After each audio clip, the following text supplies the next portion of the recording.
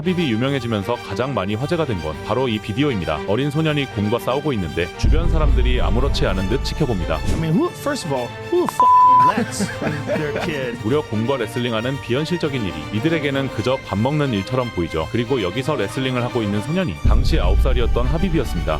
도대체 하빕은 왜 이러고 있는 걸까요? 하빕이 레슬링을 시작한 건 4살 때부터였습니다. 체육관 코치였던 아버지를 따라서 당연하다는 듯이 운동을 시작했습니다. 그의 형, 그의 주변 이웃들도 역시 아버지의 지도하에 운동을 했었고 이런 삶이 그에게 너무도 당연했습니다. 아침에 일어나서 학교를 갔다 오면 운동을 한 뒤 잠에 드는 그가 곰과 레슬링을 했던 것도 사실은 훈련의 일종이었을 뿐이었죠. 하빕이 훗날 밝히기를 영상에 나온 곰들은 조련사에게 레슬링을 배웠던 곰들이라고 합니다. 하지만 곰은 아무래도 사람이 아니다 보니 위험천만한 순간도 있었죠. 하루는 곰이 이빨로 자신을 물려고 했습니다. 하빕은 이 사실을 아버지에게 말했지만 그 말을 들은 아버지는 이렇게 답했습니다. 너도 이빨이 있으니까 같이 물어라. 9살의 소년이 듣기에는 굉장히 충격적인 대사가 아닐 수 없습니다. 물론 어떤 사람이 들어도 충격적인 대사이기는 하죠. 고작 9살인 잼민이에게 이빨이 있으면 곰을 물라고 말하는 하빕의 아버지는 도대체 어떤 사람일까요? 압둘마남 누르마고메도프, 그 역시 엄격한 부모님 밑에서 자랐습니다. 특히 하빕의 할아버지이기도 한 그의 아버지는 일 중독자였습니다. 그 아버지의 태도를 본받은 압둘마납은 어릴 때부터 성실하게 성과를 이뤄내기 시작합니다. 13살 때부터 매일 22km씩 자전거를 탔으며 2시간씩 레슬링 운동을 했던 그는 공부도 열심히 해서 경제학 학위까지 따냈습니다. 이후 그는 입대하여 군인이 되었고 군대에서 유도와 삼보를 배우기 시작해 우크라이나에서 유도와 삼보 챔피언을 차지합니다. 성실과 배움의 가치를 맹신했던 그는 곧이어 코치로서의 커리어를 시작합니다. 자신의 남동생을 삼보 세계 챔피언으로 만들었던 건 물론 본인의 아들뿐만 아니라 이웃 주민의 아이들까지 아주 강하게 운동을 시켰다고 합니다. Высший результат, он стоит нервов, он стоит крови, он стоит... 사실 그가 다른 아이들까지 강하게 훈련시킨 이유는 그의 국적 배경 문제가 컸습니다. 바로 러시아의 속한 자치 공화국 다게스탄, 이 지역 부근에서는 수십 년 동안 전쟁이 지속됐습니다. Over the past 2 decades, a brutal separatist insurgency has fought the Russian state. 그 전쟁에 대비하기 위해서 하빕의 아버지 압둘마납은 1987년부터 어린이들에게 무술과 레슬링을 훈련시켰다고 합니다. 불시에 일어날 전쟁에 대비시키는 목적과 동시에 그는 스포츠와 훈련을 통해서 아이들이 규율을 깨닫고 자신감을 얻기 원했습니다. 그리고 올바른 삶을 선택하기를 바라는 지도자의 마음도 컸습니다. 다게스탄 사람들 중 일부는 테러리스트가 되어 극단적인 삶을 선택하기도 하는데 운동에 매진하면 이런 그릇된 선택은 막을 수 있다고 믿었죠. 그래서 압둘마납은 심지어 하빕이 11살이 되었을 때 2층짜리 집을 구매한 뒤 하빕 형제들과 이웃 아이들까지 총 15명 정도 되는 이들과 함께 이주해서 그 집에서 살기 시작했다고 합니다. 하빕의 아버지 압둘마납이 소대장이었고 15명의 병사가 존재하는 군대였던 셈이죠. 실제로 그곳에는 여자가 한 명도 없었고 하빕은 모든 일을 혼자서 해내야 했습니다. 아침 운동, 요리, 식사, 설거지, 빨래,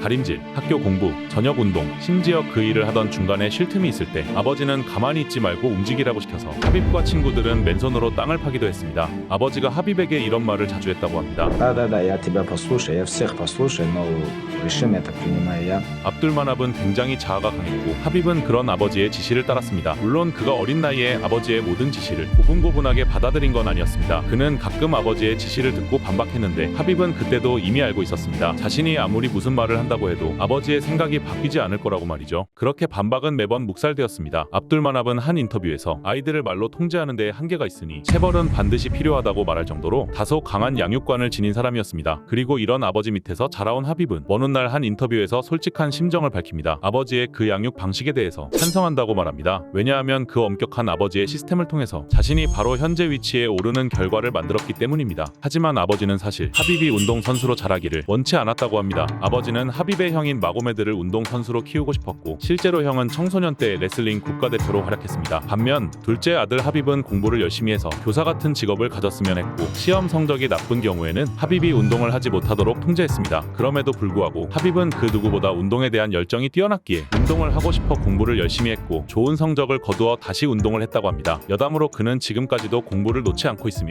6개의 언어를 사용할 수 있다고 합니다. 레슬링, 유도 등의 운동을 섭렵한 그는 가끔 길거리 싸움에 휘말리기도 했고 하루는 싸웠다는 사실이 아버지에게 들통나자 정말 샌드백처럼 미친 듯이 맞았다고 합니다. 이토록 너무도 엄한 아버지였음에도 불구하고 기어코 하빕은 자신의 마음을 참지 못하고 아버지에게 반항하는 사건이 발생합니다. 어느 날 하빕은 집에서 TV를 보던 중 한 MMA 선수의 영상을 보게 됩니다. 그 선수의 이름은 조르주 생피에르. 지금까지도 UFC에서 무결점 파이터하면 단번에 떠오르는 이름입니다. 레슬링, 유도를 중심으로 운동했던 하빕은 조르주 생피에르의 영상을 보자마자 종합격투기 선수가 되고 싶다는 마음을 먹었습니다. 하빕이 자신의 마음을 고백하자 아버지와 어머니는 크게 반대했습니다. 당시 아버지는 종합격투기가 익숙치 않았기에 하빕이 굳이 운동에 전념한다고 한다면 레슬링이나 유도를 하기 바랬습니다. 그리고 어머니는 자신의 아들이 격투기 운동을 하는 걸 원치 않았으나 그럼에도 불구하고 하빕은 자신의 뜻을 굽히지 않았습니다. 조르주 생피에르처럼 자신도 종합격투기를 시작하면 세계 최고의 선수가 될 거라고 확신했습니다. 아버지 압둘마납은 이런 아들의 지져있는 모습을 보고 자신의 뜻을 꺾게 되었습니다. 그리고 그때부터 아버지는 본격적으로 하빕의 코치가 되었습니다. 세계 최고가 감당해야 할 훈련이 필요했기에 이전보다 더 강도 높게 아들을 압박했습니다. 자신의 꿈을 위해서 고된 훈련을 버틴 하빕은 17살 때 러시아의 삼보 대회에 출전합니다. 세계 챔피언의 코치였던 아버지의 지도하에 삼보 대회 결승전까지 진출했던 하빕. 그리고 이 경기에서 그는 패배를 경험하고 맙니다. 무릎까지 꿇을 정도로 좌절하는 하빕. 하지만 이때 겪은 한 번의 패배는 오히려 하빕을 더 강하게 만들었습니다. 2008년 자신이 그토록 바라던 종합격투기 무대에 처음으로 선 하빕. 그는 그 경기에서 다게스탄 특유의 그래플링 스킬을 통해 상대를 압도하는 모습을 보여줬고 이후 2009년과 2010년에 개최된 세계 삼보 챔피언십에서는 2년 연속으로 당당히 우승을 차지하게 됩니다. 상대를 그라운드에 짓누른 뒤 절대 빠져나오지 못하게 만드는 하빕의 트레이드마크는 저 때부터 이미 유명세를 타기 시작했습니다. 그런 하빕이 경기를 치를 때에는 언제나 아버지 압둘마납이 함께 있었습니다. 그리고 2011년까지 하빕은 러시아와 우크라이나 무대를 오가며 종합격투기 16승 0패를 기록했고 이 중 4번의 판정승을 제외하면 모두 서브미션과 타격으로 인한 피니시를 거뒀습니다. 결국 2012년 유럽 무대에서 최강자의 포스를 뿜어낸 하빕은 그토록 바라던 UFC와 계약을 하게 됩니다. 설레는 마음으로 미국 땅을 밟게 된 하빕. 하지만 압둘마납은 비자 문제로 인해서 미국에 오지 못하게 됩니다. 자신을 가장 잘 아는 아버지이자 코치가 없는 상태로 UFC 데뷔전을 치르게 된 하빕.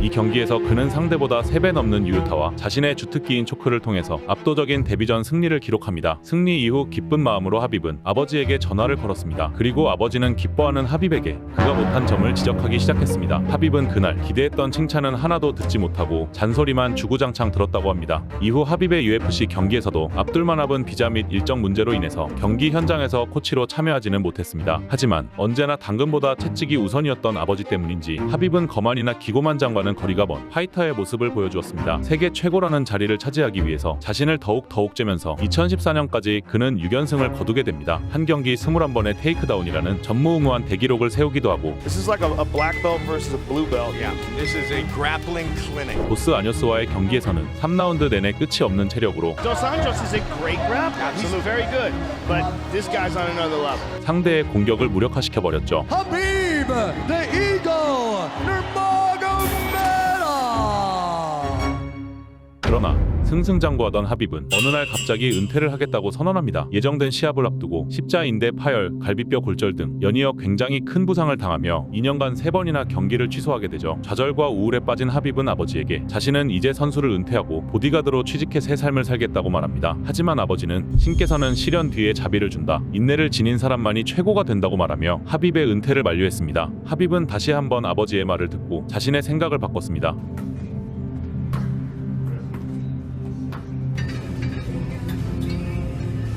그리고 2년 만인 2016년에 복귀전을 치른 하빕. 이 경기에서 상대 선수를 2라운드 만에 KO 시키면서 여전히 압도적인 모습을 각인시킵니다. 7-0 in the UFC. 2년이라는 공백기 동안 하빕은 부상이라는 시련을 겪으며 이전에 자신이 제압했던 상대 도스 아뇨스가 라이트급 챔피언 타이틀을 획득하는 모습을 그저 지켜봐야만 했습니다. 그래서 하빕은 복귀 이후부터 이전보다 더더욱 타이틀에 대한 열망이 커졌고 점차 발전을 거듭하는 그의 경기 실력이 그 열망을 증명하고 있었습니다. 마이클 존슨, 에드선 바르보자 등 단연 타격 파워로는 최고급이라 할 수 있는 선수들이 손과 발을 제대로 휘두르지 못할 정도로 꽁꽁 묶어놓거나 공격적인 상대보다 더 저돌적으로 달려들며 의심의 여지 없는 모습을 보여준 하빕. 그렇게 UFC에서만 9연승을 거뒀던 하빕은 같은 라이트급에서 10연승을 거둔 토니 퍼거슨과 라이트급 타이틀전을 두고 싸울 예정이었습니다. 하지만 경기 일주일 전 퍼거슨이 무릎 부상으로 빠지게 되고 당시 패더급 챔피언 맥스 할로웨이가 대체자로 들어옵니다. 그러나 개최 측정 시기 때 할로웨이가 메디컬 테스트를 통과하지 못하면서 결국 경기 하루 전 다시 한번 타이틀전 상대가 바뀌게 됩니다. 그야말로 혼란과 혼돈의 연속이었던 타이틀전. 하지만 하빕은 어떤 상대가 와도 준비되었다는 듯이 엄청난 퍼포먼스를 선보였습니다. 3 in a row.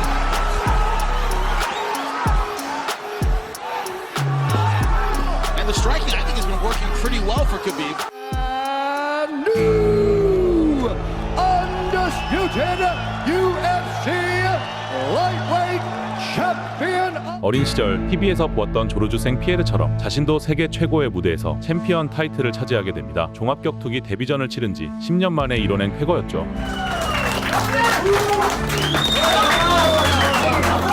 그리고 압둘마납은 TV로 그 순간을 보면서 눈물을 흘렸습니다. 무뚝뚝하고 강인한 아버지의 눈물이었기에 그 의미는 더욱 더 크게 다가왔습니다. 압둘마납이 코치로 나서 다시 아들의 경기에 나서게 된 건 하빕의 두 번째 타이틀 방어전이었던 더스틴 포이리에와의 경기였습니다. 이 경기는 미국이 아니라 아랍에미리트의 아부다비에서 개최되었기에 압둘마납은 비자 문제없이 참여할 수 있던 것이죠. 사실상 홈이나 다름없다 싶을 정도로 중동 팬들의 열렬한 지지를 받으며 등장한 하빕. 하지만 경기 3라운드 포이리에에게 회심의 길로틴 초크를 당했고 이 초크 그립은 꽤나 단단하게 보였습니다. Когда он был в углу, это было с паре, это я даже помню вот этот удушающий, который мне хотел провести паре, слышал я его. Ну просто его голос, там вот 1000 человек, когда он кричит, да, такая вот энергетика мощнейшая чувствовалась, когда отец был. 하빕은 아버지의 음성을 들으며 그 단단한 그립을 풀어내며 빠져나왔고 오히려 그라운드 게임을 주도하면서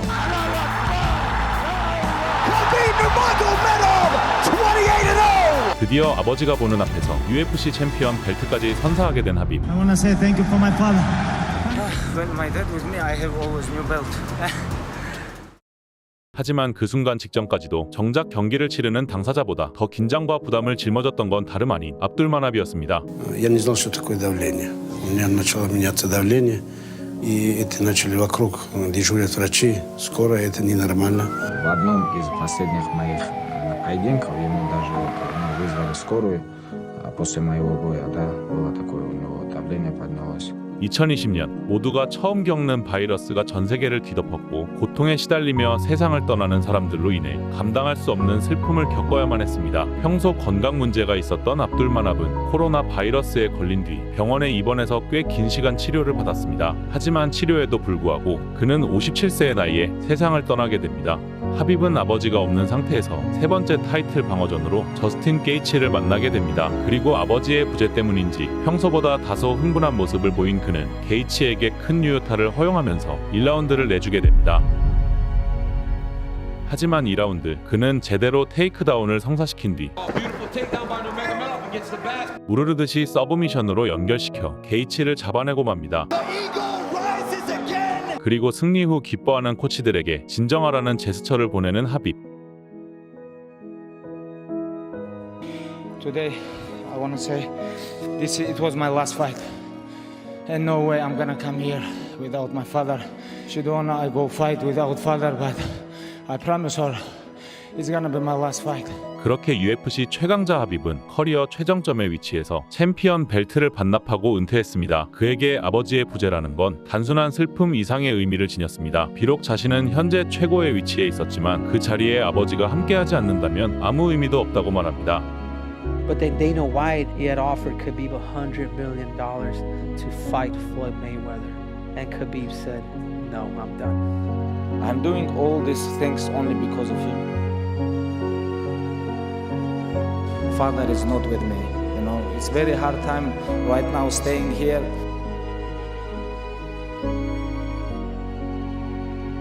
And talk about him, you know, it's very emotional for me. But